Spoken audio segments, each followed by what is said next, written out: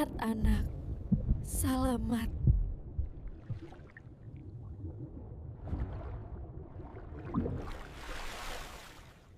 Tonight's story is the Mangrove's Whisper. In Puerto Galera, among the roots that breathe with the tide, a young marine intern begins to hear her late mother calling from a forest that should not know her name. Locals warn that some voices are carried by wind, and some are carried by something deeper. From Calico Tales Publishing, this is a Philippine Gothic tale about grief, memory, and the danger of following echoes. Let's begin. Puerto Galera woke with the smell of salt and slow decay, an aroma so ancient it clung to everything it touched: skin, memory, rope coiled under a thatched roof. It was a smell older than the boardwalks, older than the first fishing nets that had scarred the reef. To Lila Reyes, stationed on the island as a marine biology intern, the scent wasn't rot so much as breath. It was the mangroves exhaling life, feeding the reef beyond. She stood on the weathered planks of the sanctuary boardwalk, the wood still damp from the pre-dawn mist. Around her, the town was stirring. A vendor 2 stalls down clattered a metal scoop against a tub of ice, preparing sagot gulaman. The first tricycle of the morning sputtered past, its engine a familiar rattling cough against the sound of the surf. Lila ignored it all. Her focus narrowed to the equipment in her hands.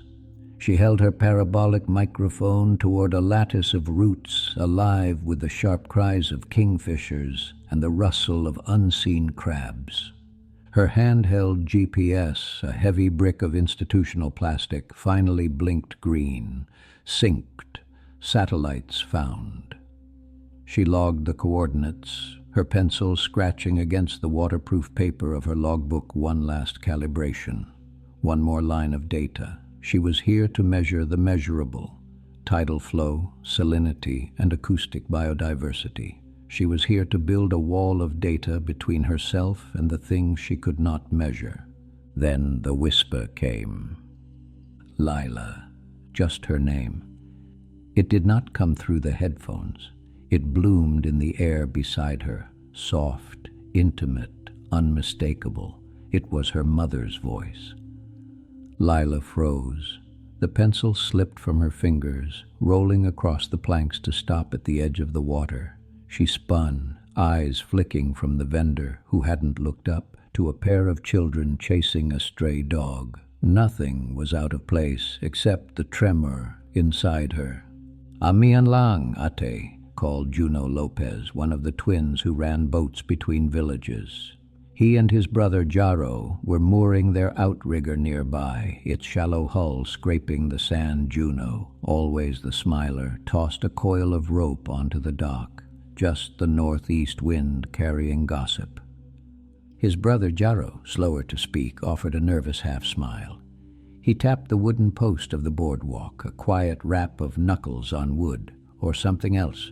Mangtasio says the old trees get lonely and mimic voices. As if summoned, the park warden appeared.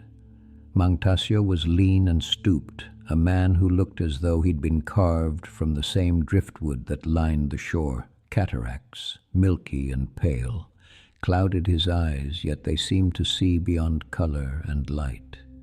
He moved with a slow, deliberate rhythm, as if pacing his steps to the tide.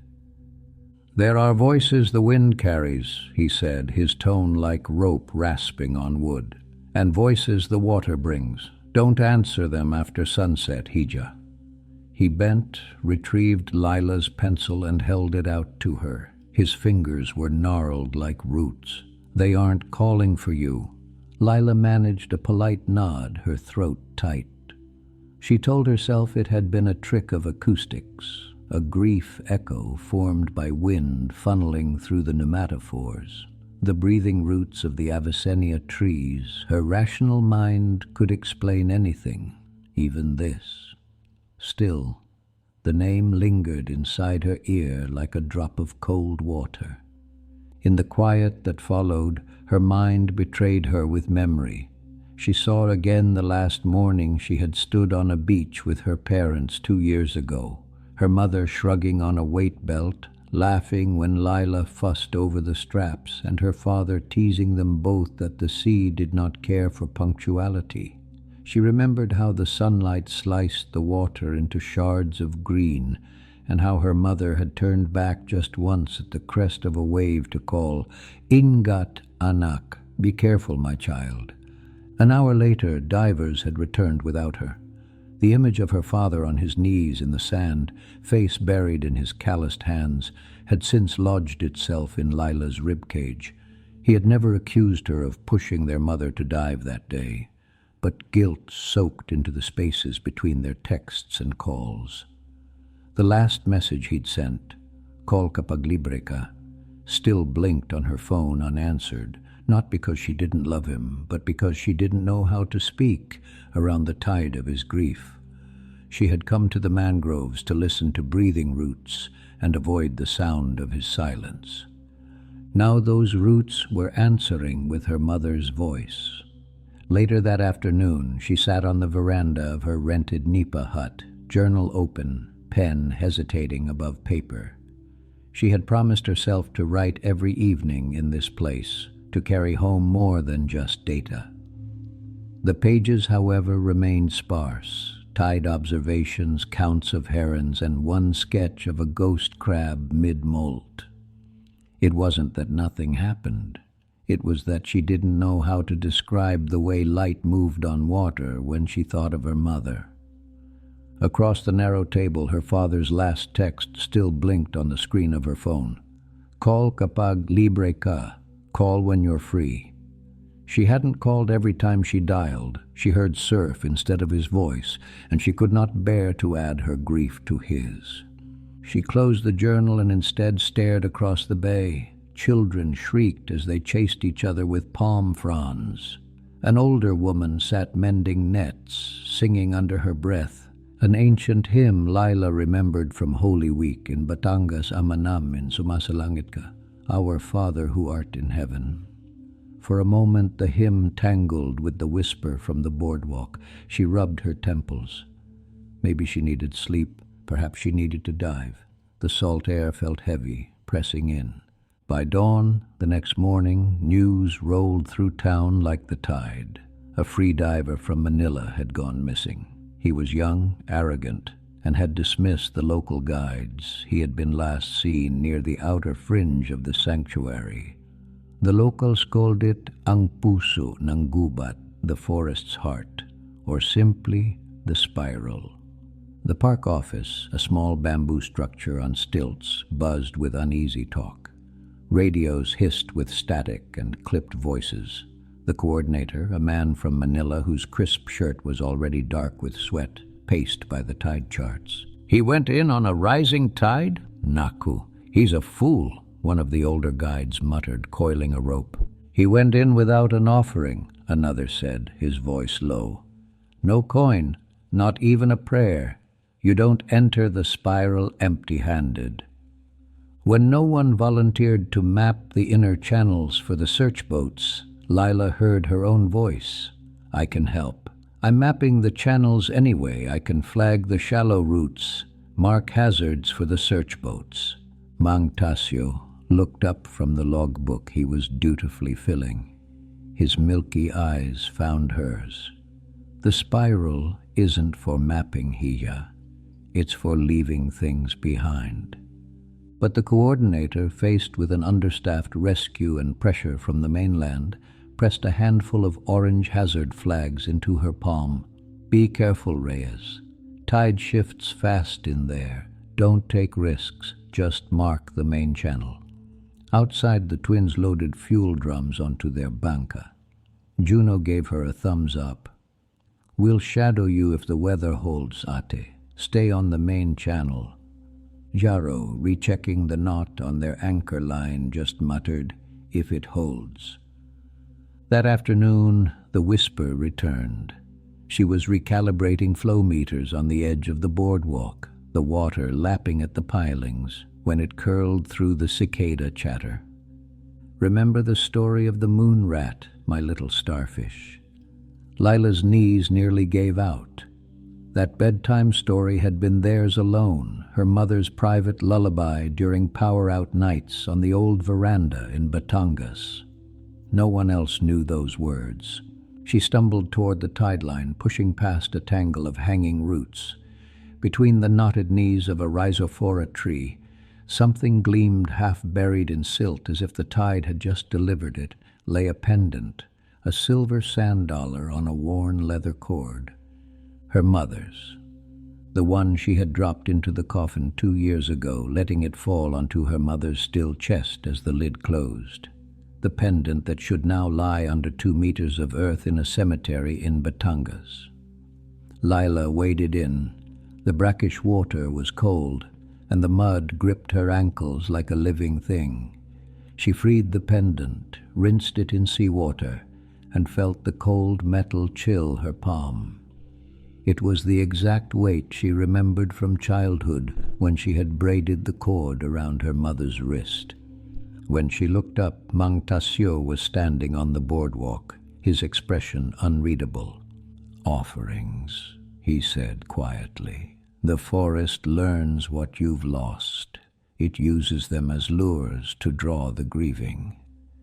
"It's hers," Lila whispered, her voice cracking. "You don't understand." "I understand too well."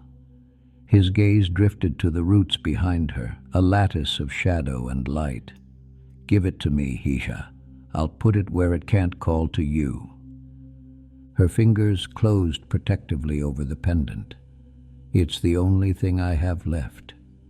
He sighed, a sound like old wood bending. "Then keep it, but don't take it past the boardwalk. Once the forest knows your sorrow, it remembers your scent." For a moment the warden's gaze drifted past her to the water, and the lines at the corners of his mouth deepened. He touched the edge of his own faded shirt, as if checking for an amulet that wasn't there. "Once," he added, in a voice meant more for himself than for her, "I left something precious among these roots, and thought I could retrieve it. The forest kept it, and when I tried to bargain, it took more than I offered." His eyes, clouded yet unblinking, flicked back to her. "We all keep ledgers. Be careful. Yours is balanced." He said no more, but in that brief confession, Lila heard an echo of loss that wasn't hers. Whatever child or love the warden had lost here haunted his warnings. She slipped the pendant's cord beneath her shirt, its cold weight now accompanied by his unspoken history. She slept fitfully that night.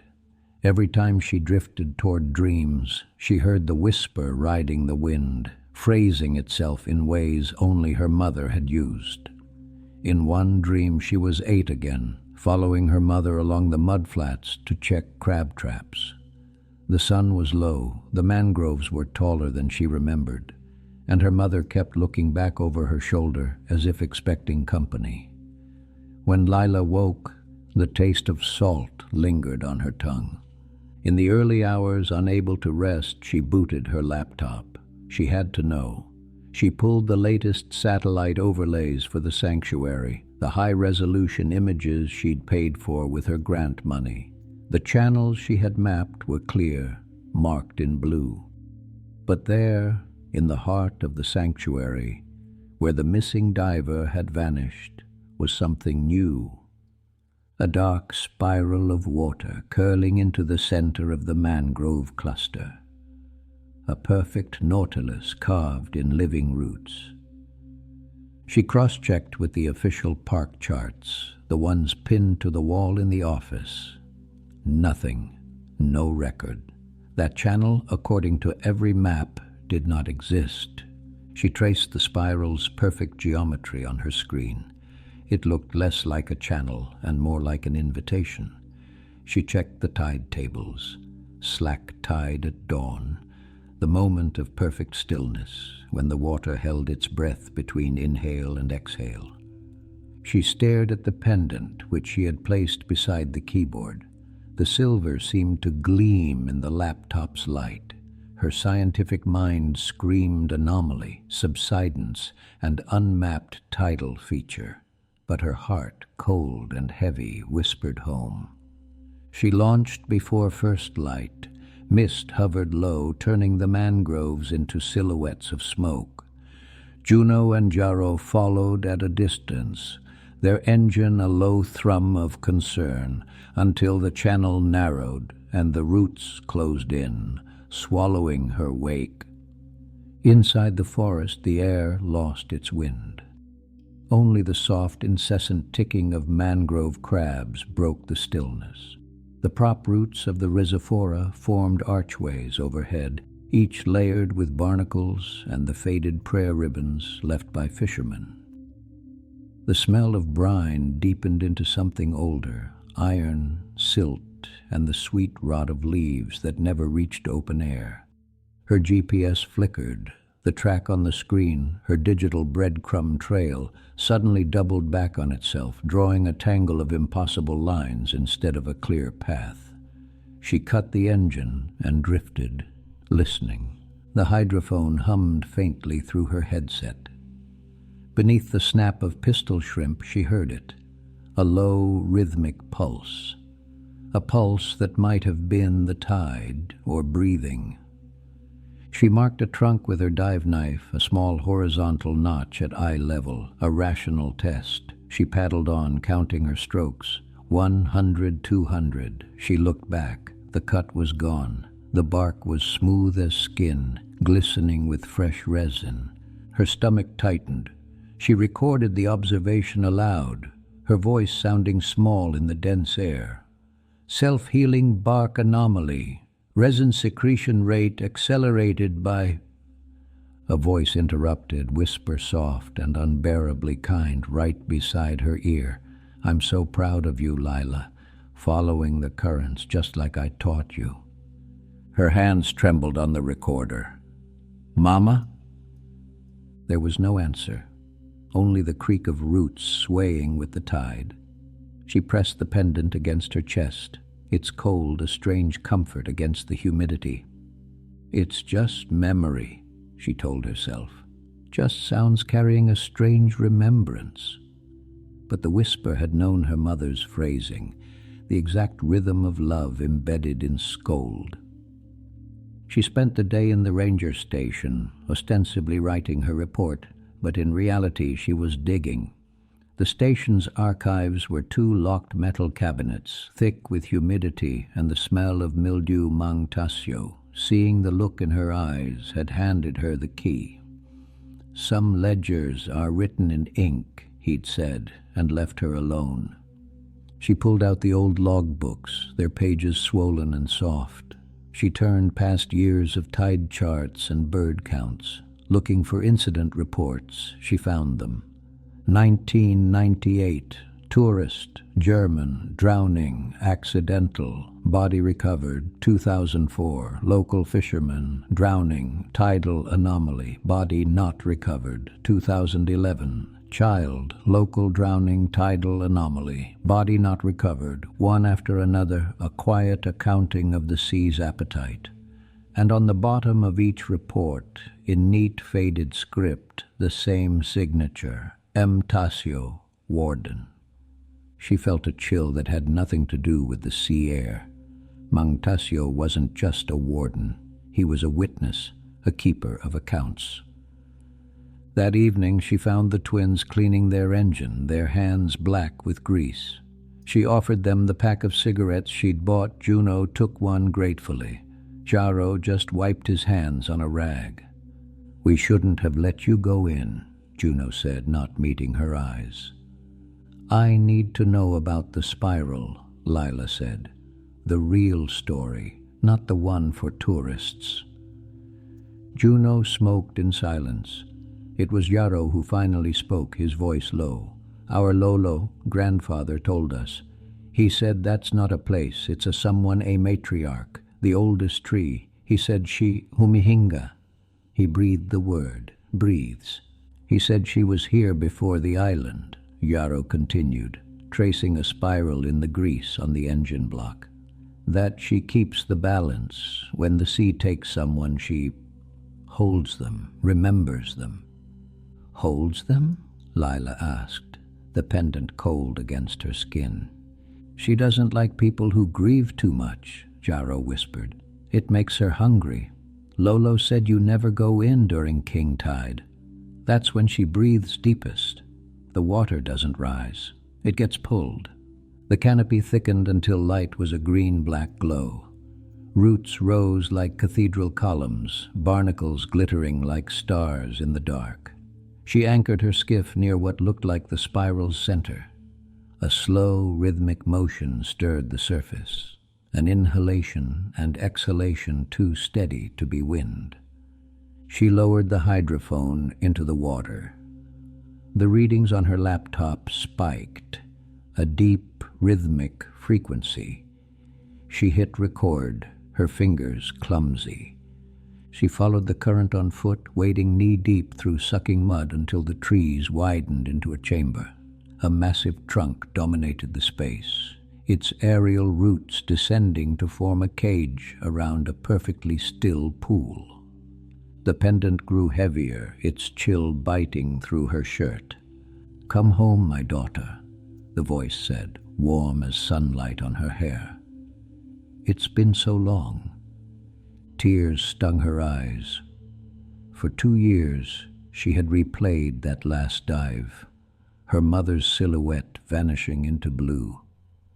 The guilt had lived in her chest like a coral growth, sharp and suffocating, and now the voice offered forgiveness.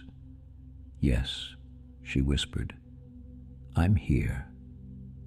The forest sighed, a drawn-out inhalation. Behind her, thunder rolled. She turned.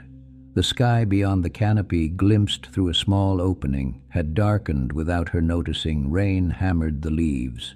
On the boardwalk miles away, clouds stacked like bruises. Jaro raised binoculars toward the sanctuary. "The storm's early. She's still inside." Juno didn't hesitate. "We're going after her." They pushed their banca off the dock as the first cold raindrops began to fall. Inside the root cathedral, the world narrowed to water and breath. Lila knelt at the edge of the still pool. Tiny bubbles rose in slow rhythm, the forest breathing beneath her. "Do you remember?" The voice cooed. "You were 8 when you first followed me into the tide pools. You cried because the crabs pinched your toes." Lila laughed through tears. "You always said pain meant the sea remembered me." "That's right, my little starfish." The sound enveloped her like a blanket. The pendant throbbed against her heart, a cold pulse in time with the unseen lungs of the forest. Then the tone shifted. The warmth bled away, replaced by a chill that matched the pendant. "You should have been there, Lila. You could have saved me." Her breath caught. "What? You were checking your phone, weren't you? Arguing with your father. You didn't see the current shift. You didn't hear me call." The voice was still her mother's, but it was layered with something else, the scrape of silt, the cold of the deep. "You let me go." The words struck like cold iron. Her body froze. In that instant, memory flared, hot, genuine, and agonizing. Her mother's real last words as the current tore them apart. "Stay with your father. He needs you." It hadn't been a plea for rescue, but a command to live. The whisper in this place wasn't her mother. It was an echo wearing her voice, editing memory to feed on regret. She backed away, but roots shifted underfoot, tightening. "You're not her," she said. Her voice broke. "You're not." The water rippled, a sigh that became a growl. The roots around the trunk flexed like muscles. Then a human shout pierced the dark. "Lila, 8, are you in there?" Jaro's voice. "Charo, don't stay back," she called. "It's a—" A splash cut her off, a gasp. Silence followed. "Yarrow?" Another voice, frantic. "Juno, what was that?" Then nothing. Not a shout, not a splash. Nothing but the rising storm. She stumbled toward her skiff, heart pounding. Shapes moved in the rain. A small boat, Mangtasio standing upright in it, rain slicking his hair flat against his skull. He was blocking the narrow channel out. "I told you not to come," he said. "What did you do?" she cried, grabbing her oars. "Where are they?" He didn't answer at first, only gripped the prow of his banca as lightning lit the mangroves in ghostly relief. "I tried to keep you away," he said finally, his voice ragged. "I thought if I planted the tokens myself, old coins, combs, anything mourners might mistake for what they lost, it would frighten them off before the forest noticed them. But it learned the trick. It makes its own now." She stared at him, disbelief battling the rising water around her thighs. "You fed it? This pendant?" That one it made itself. It learned from what I offered." His face crumpled. "I thought I was protecting them. My daughter, Anna, she was 8. She followed a kabibe, seashell sound. I just wanted others to stay away." "You fed it," Lila whispered, horrified. "You gave it a taste." "I thought I was protecting them," he cried. "But the forest remembers every grief it's tasted." Thunder cracked overhead. The tide surged higher. Lila looked down. The water swirled around her knees in a spiral, drawing inward. The forest inhaled. She grabbed the flower packet from her emergency kit, a geologist's trick for tracking currents. She tore it open and cast a handful into the air. The white dust hovered, then drifted slowly, inexorably toward the root cage pool, sucked inward by an unseen breath. It held for 10 long counts before exhaling in 3 sharp, turbulent pulses. Jarrow's words came back. That's when she breathes deepest, traps timed to the lungs of the tide. She understood. The forest's breathing was the tide itself, a colossal organism synced to the sea's rhythm. Mangtasio's voice shook. "Leave it, Hija, before the next inhalation." Lila clutched the pendant. Not yet. The roots beneath the water began to quiver. Somewhere deeper in the chamber, something shifted, an intake of air that sounded almost eager. Then the water rose another hand's width, and the tide began to turn. The tide's pull quickened, a pulse running beneath the mangrove floor. Every inhalation of the forest drew the water higher. Thick with silt and the smell of something waking, Lila shoved the skiff free from the roots and heaved herself aboard. The pendant thudded cold against her chest like a second heartbeat. She thumbed the starter switch. Nothing. The motor coughed once, a wet, final sound, then drowned. The air itself seemed denser here, the kind that swallowed sound before it could surface. She grabbed the oars instead. Each stroke met resistance, as though the water had grown viscous, clinging to the blades. Branches brushed her shoulders. Slick, deliberate touches. The forest had no eyes, yet it followed her. Mangtasio's small banca drifted nearby, bow nudging one of the massive roots. He knelt inside, murmuring a prayer older than the park's founding, words worn smooth by repetition, forgiveness for the restless. The phrase carried across the water and fell apart against the rain. "Where are they?" she demanded again, her voice raw. His face tightened. "If they entered the spiral's breath, they may surface elsewhere, or not at all. The forest, it keeps what it's given. Then I'll find them." She paddled, pulling with all her strength. Ahead, the canopy thinned. A faint path of paler light shimmered like a lure. By late afternoon, the rain softened to a gray mist. The forest glowed faintly from trapped daylight. a diffuse green radiance. The soundscape had changed. No birds, no insects. Only the steady, wet creak of roots shifting like breathing ribs. Lila took a sip from her water flask. It tasted of tin and salt. She recorded her notes aloud to steady herself, her voice shaking. Observation. Canopy interference causes full GPS desync. The root structures exhibit elastic closure, possibly mimetic behavior. Emotional state.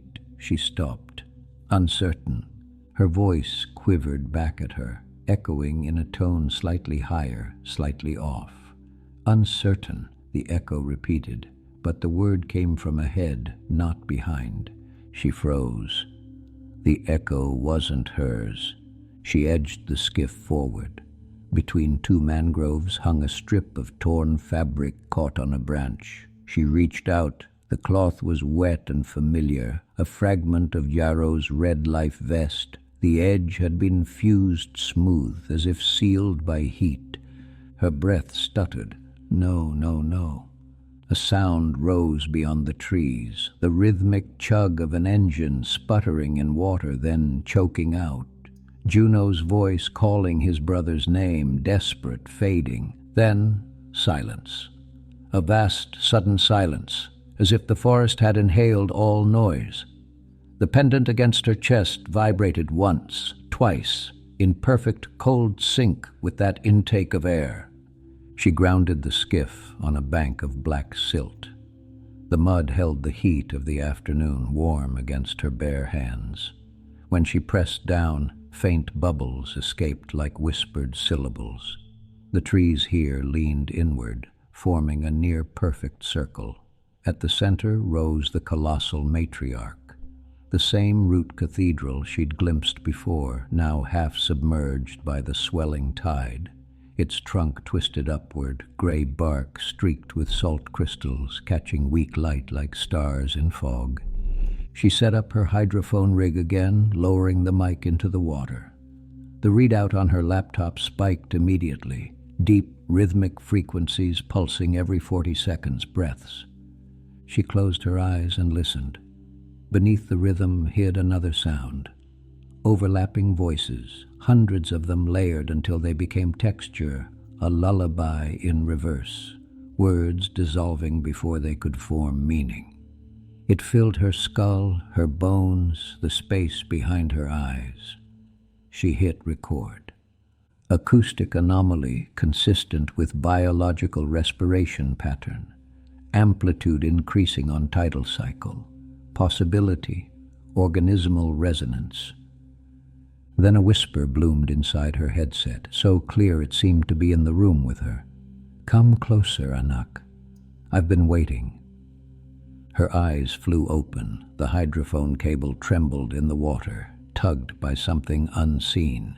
She nearly fell backward when a hand broke the surface. No, not a hand, a pale shape that looked like one, composed of fine silt. It reached upward, fingers streaming away in the current. Another followed, another, each dissolving as the water breathed in. The mangrove surface shimmered like skin catching light. Faces flickered beneath, eyes, mouths, half-remembered features, all blending into the grain of the bark. One of them smiled like her mother's smile. Lila stumbled back, slipping in the mud. "Stop," she whispered. "You're not her." But the faces rippled with sorrow, mouths opening in unison. "Why did you let me sink, Lila? Why didn't you follow? Stay, stay, and remember." The air smelled of iron and lilies, her mother's funeral scent. She clutched the pendant. It was freezing, searing cold now. When she tried to rip it off, the leather cord refused to break. It had fused to the metal clasp. Each tug burned. The pendant pulsed against her sternum, in sync with her heart. Each beat carried the whisper deeper. "Come home." Her knees buckled. The tide reached her waist. She realized the water was rising faster than predicted, an hour early at least. King tide, the forest's deepest breath. Above the spiral, Mang Tasio steered his boat against the current, shouting her name. Rain reduced visibility to meters. He glimpsed flashes, silver water, moving roots, but could no longer tell where the channel ended and the forest began. "Juno," he called. "Lila."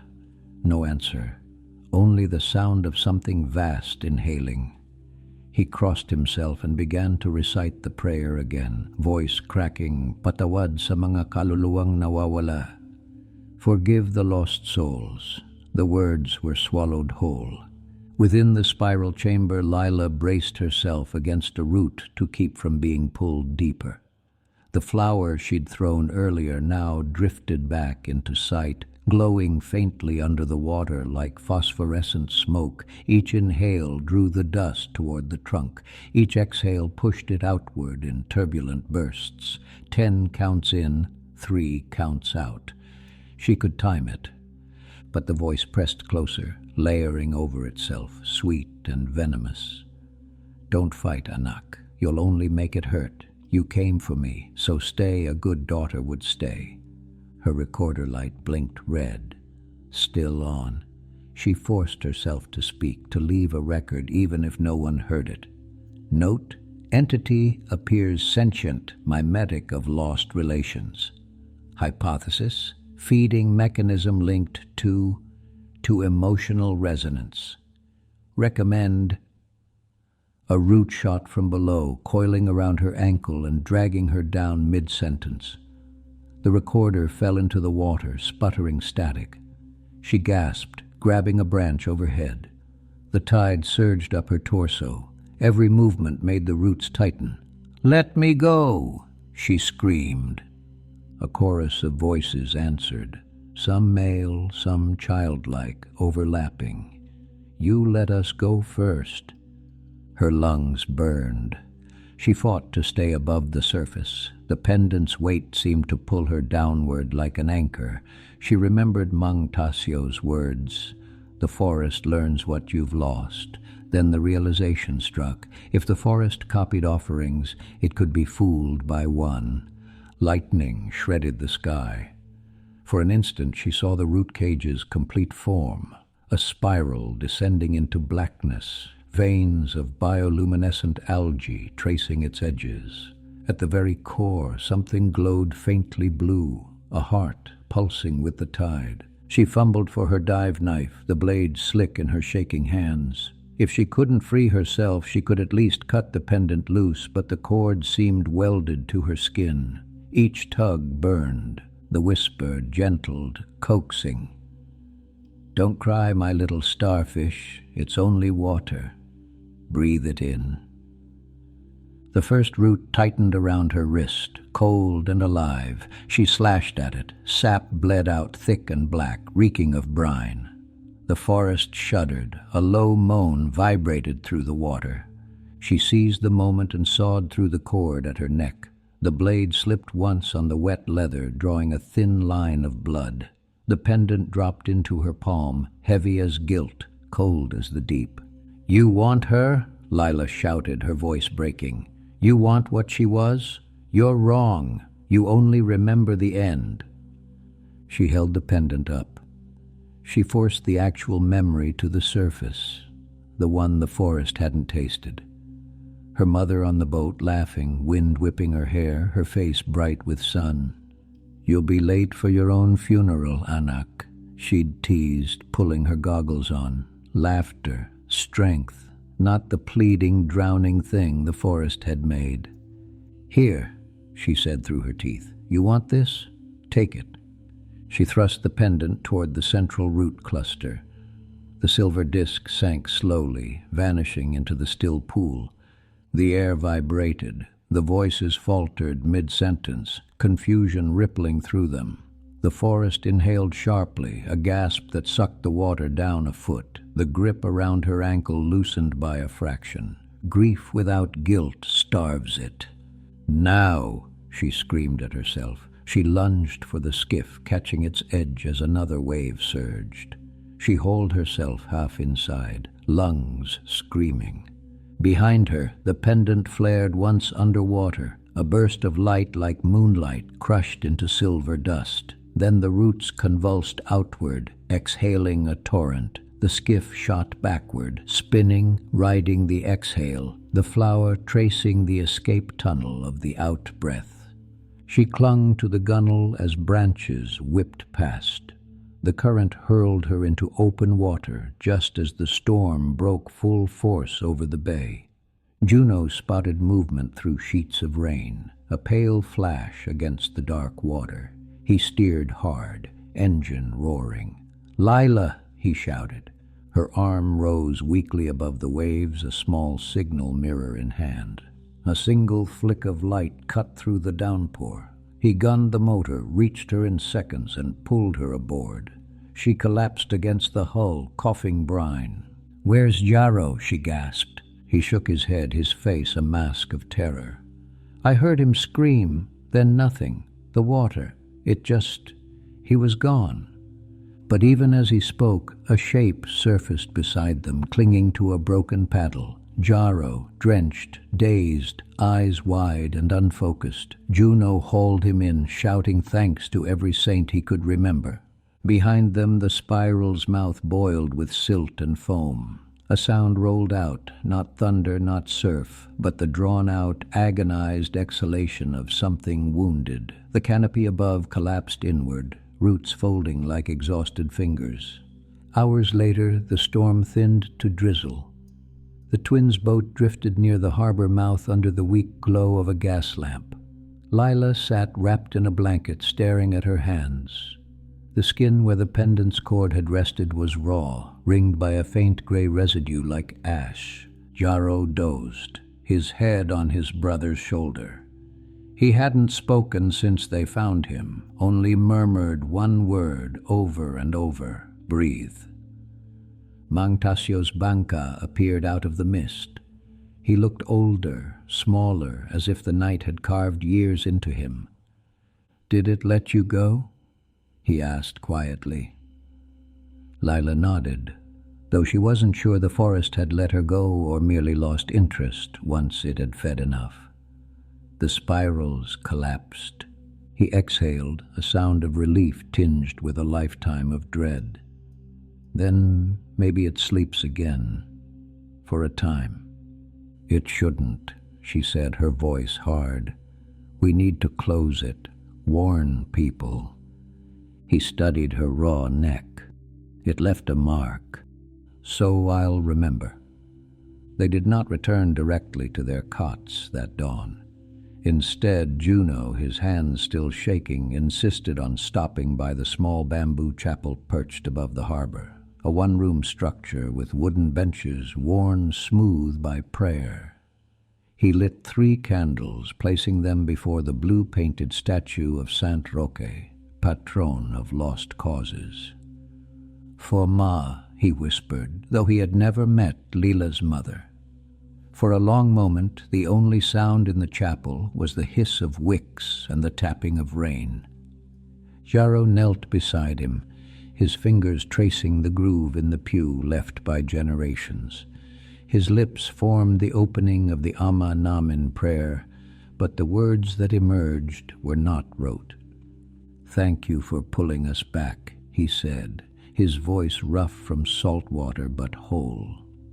It was the first complete sentence he had spoken since the storm. Juno's head jerked up in surprise, his eyes flooding with relief. Lila sat in the rear, her wet clothes pooling on the floor, and watched the twin brothers lean into each other as they prayed, not to the forest which took, but to a God who might forgive outside. The rain tapped at the nipa roof in a soft staccato, and the incense smoke curled like the tidal current she mapped. The human quiet of that hour, candles, whispered devotions, hands clasped, offered its own counterbalance to the roaring breath of the spiral. Leaving the chapel, Juno squeezed her shoulder. "We're not meant to face it alone, Ate." She understood he meant more than storms.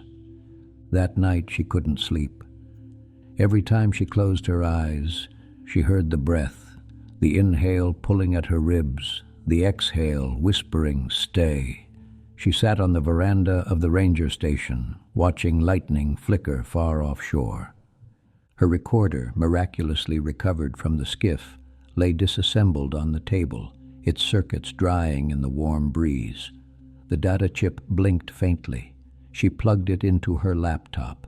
The files loaded, mostly static, corrupted timestamps, but one survived, the one from the heart of the spiral. She clicked play. At first, only the low tidal hum. Then her mother's voice, or what she'd thought was her mother, rose from the noise. "Come home, Anak." Lila reached for the delete key, but hesitated. Beneath that voice, softer, almost hidden, another tone breathed through, a different cadence entirely, ancient, neither human nor malicious, only tired. "Salamat, thank you." Then silence. She deleted the file anyway. Morning came clear and salt bright. The storm had scoured the sky clean. Together, she, the twins, and Mang Tasyo returned to the forest edge. The spiral channel was gone and filled in by mud and debris, as though the forest had folded that wound shut. Crabs already crawled where the current once spun. Lila carried a wooden sign she'd carved overnight with a borrowed chisel. "Low tide tells the truth." She hammered it into the soft ground at the old entrance. Mang Tasyo watched her in silence, then pinned a laminated closure notice beside it. The park's official seal looked minor and temporary against the living wall of roots. "It's finished," he said. "No," she replied, "just quieter." He glanced at her raw neck. "It left a mark." "So I'll remember." They stood a while longer, listening to the faint rustle of leaves. Somewhere within the forest something exhaled, a soft settling sigh, and the water began to fall, slow and patient. For 3 nights the tides kept strange hours. High water arrived when charts predicted ebb, and fishermen whispered that the mangroves were still breathing, only slower now, sleep breath instead of hunger. Lila counted those breaths from her cot in the ranger station. Every surge against the pilings, a reminder that the forest was never truly still. The twins slept nearby, Juno on the floor, Jaro in the spare bunk, both twitching in their dreams as though still rowing through storm water. She envied their exhaustion. Her own thoughts refused rest. They looped like currents against a reef. Every time she closed her eyes, she saw the silver disk sinking through dark water, her mother's voice breaking apart into bubbles, and that second whisper, older than language, breathing Salamat. At dawn on the 4th day, she rose, unable to bear the room smell of damp wood and diesel. Outside, the sky blushed with low light. Sea mist wrapped the boardwalk like gauze. The sign she had planted, "Low tide tells the truth," stood crooked but unbroken. A stray calico cat padded along the railing, tail twitching, its paws leaving tiny prints on the wet planks before it vanished into the brush. The sight steadied her for reasons she could not name. Mang Tasyo approached, carrying a tin mug of coffee. He moved more carefully than before, as if the storm had cracked something inside his bones. "You should go home, Hija," he said. "The park office will send replacements next week. There will be paperwork, and they will ask for your report." "I'll write it," she answered, "but I'm not leaving yet. I need to see what it left behind." He frowned. "Curiosity is the current that drags us under." "Then I'll hold my breath." Her voice surprised her, calm, almost light. Grief had burned down to an ember. He sighed, offering the mug. "At least wait for slack tide. The forest listens even when it sleeps." When noon came, she pushed the skiff back into the channel.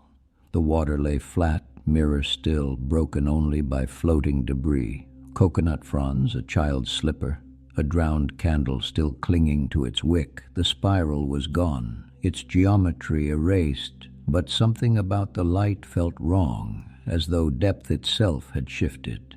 She rowed carefully, tracing a route by memory. Every few meters she dropped a small red flag that rode the current and vanished beneath the roots, marking invisible eddies.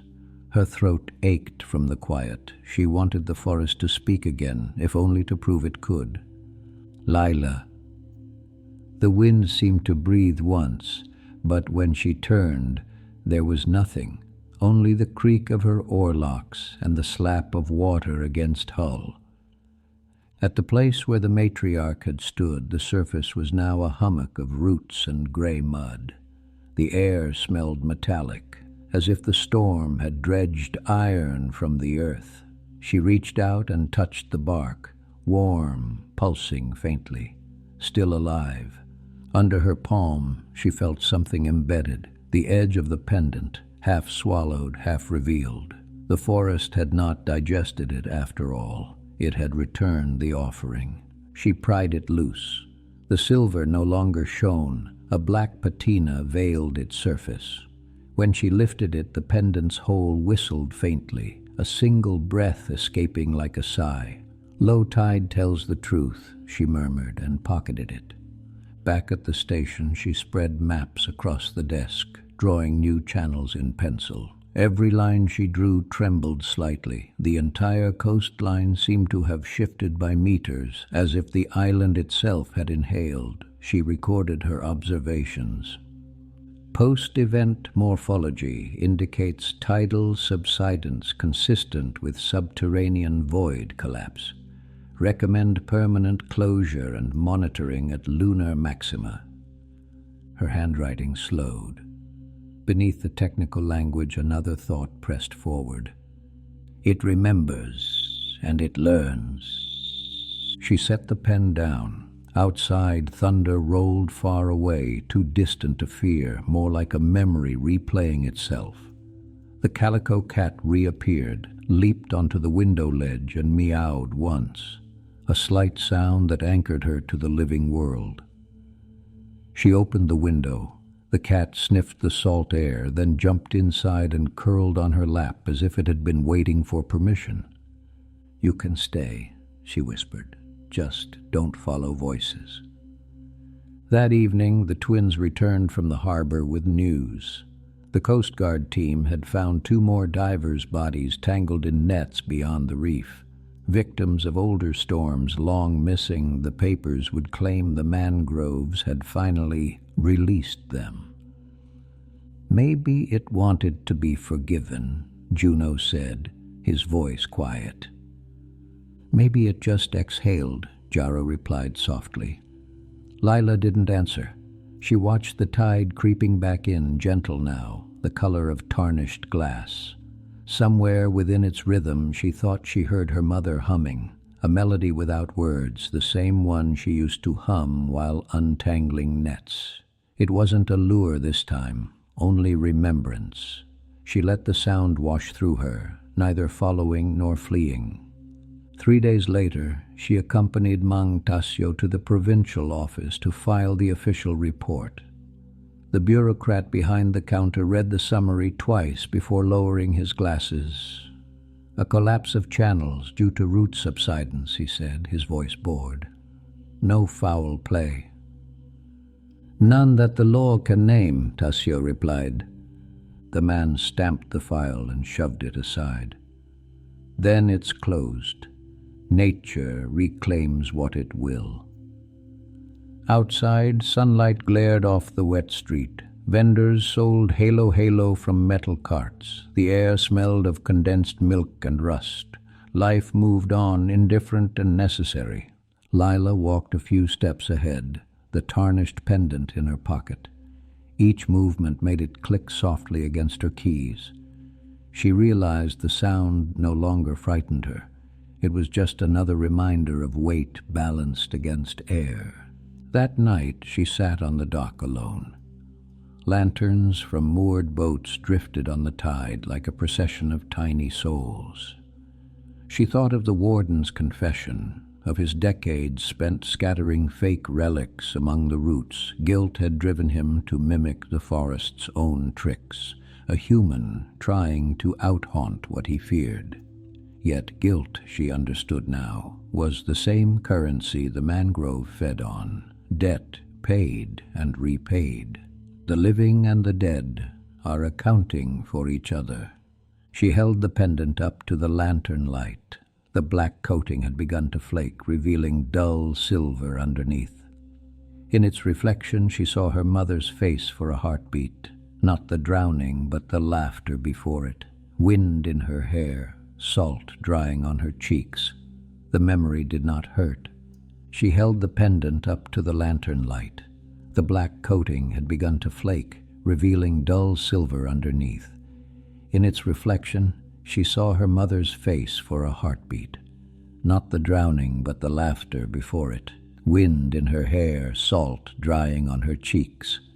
The memory did not hurt.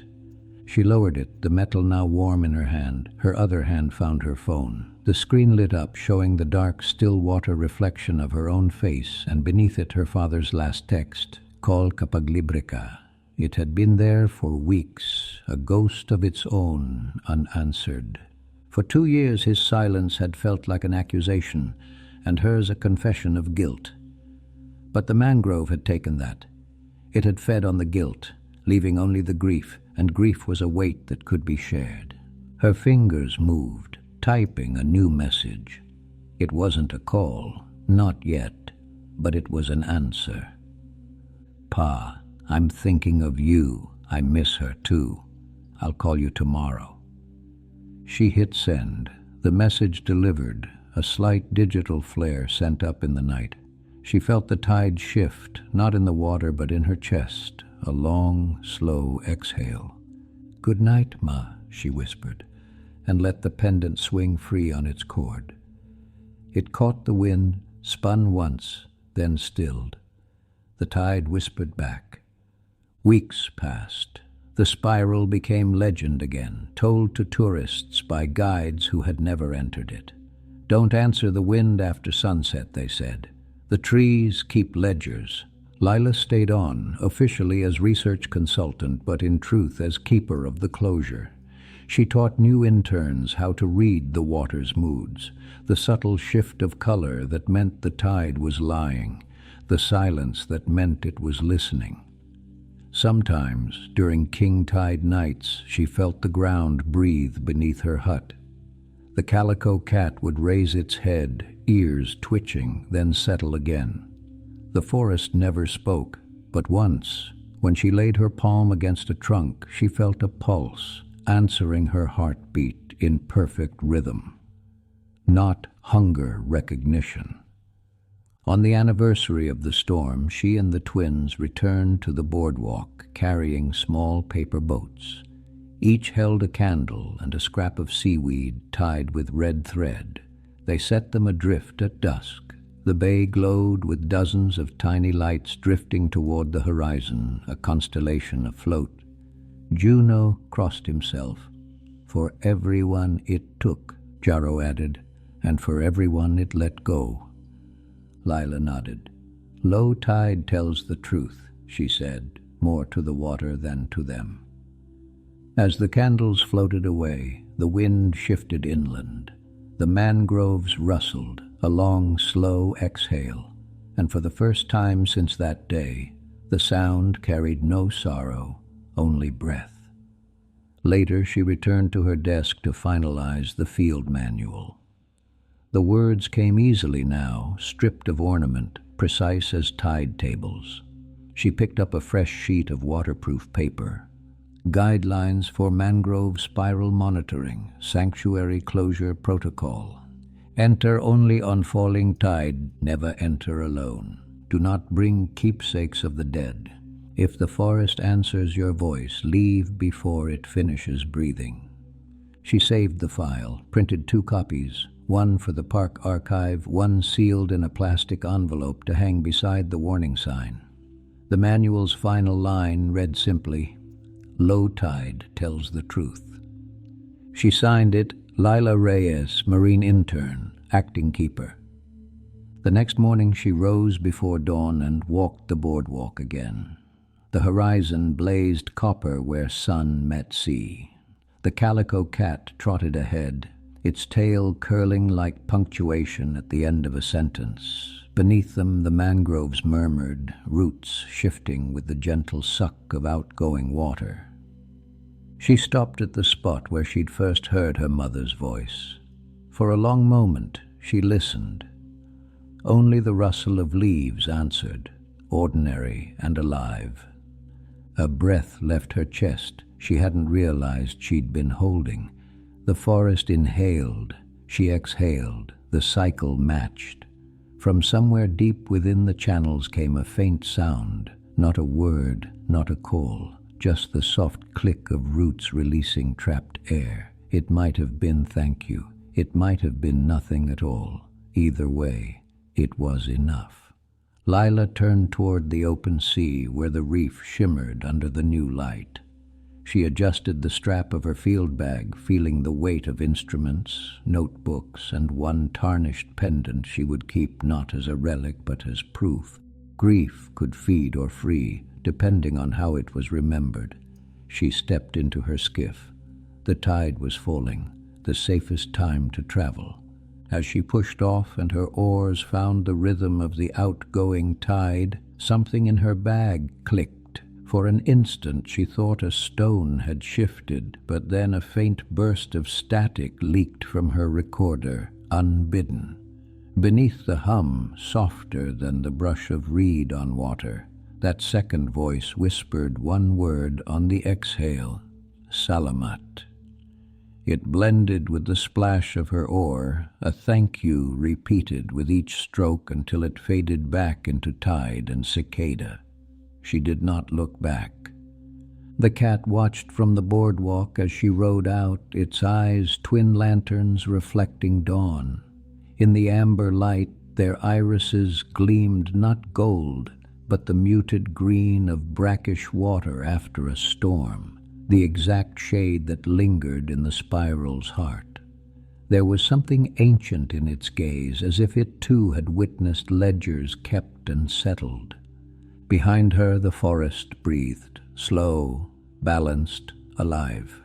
The tides settle, the forest exhales, and somewhere in Puerto Galera the roots remember what they were given and what they chose to return. This has been the Mangrove's Whisper, a Filipino Gothic tale from Calico Tales, Publishing LLC. If this story carried you somewhere, into the tide, into the memory of someone you miss, please take a moment to like this video, share it with someone who loves dark folklore, and subscribe for more weekly Philippine horror. Every week a new story rises with the tide. And before you leave, drop a comment below. Tell us what stayed with you, the breathing forest, the spiral, or the memory Lila chose to keep. Your voice helps this small channel grow, and it means more than you know. Thank you for listening. Until next time, the water remembers, and at low tide, the truth always surfaces. Salamat.